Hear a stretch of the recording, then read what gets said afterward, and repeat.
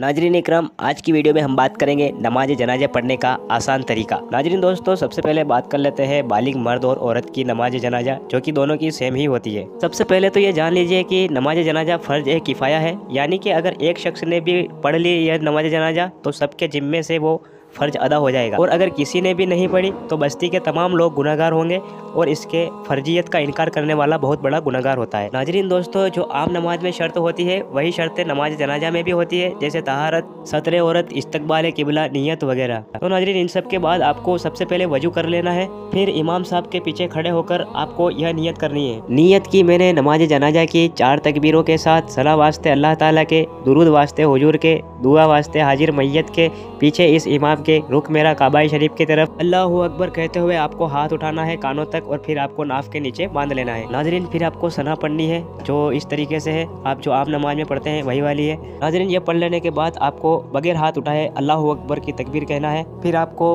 दुआए इब्राहिम पढ़ना है जो इस तरीके से हिंदी में है, आप इसे याद कर सकते हैं। नाजरीन, अगर आप अरबी में याद करना चाहते हैं तो ये इस तरीके से है, आप इसको याद कर सकते हैं। और ये वही वाली दुआए इब्राहिम है जो अपन नमाज में अतहियात के बाद पढ़ते हैं। और फिर आपको अगर ये नहीं याद है तो आप जो भी आपको दुरूद पाक याद है वो वाली पढ़ लीजिए। नाजरीन, फिर आपको बिना हाथ उठाए अल्लाहु अकबर की तकबीर कहना है और फिर यह दुआ पढ़नी है।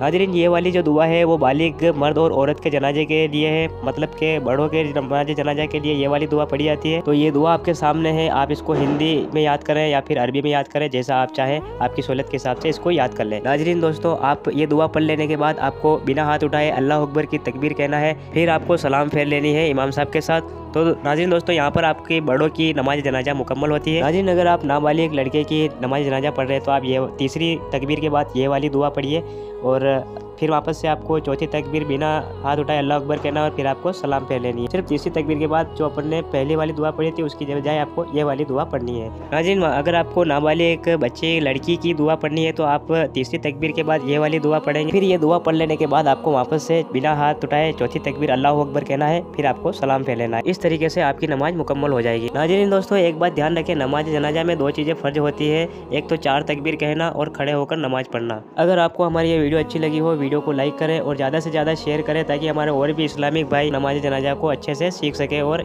याद कर सके। चैनल को सब्सक्राइब करें। वीडियो देखने के लिए बहुत बहुत शुक्रिया। देखते रहिए दीनो दुनिया।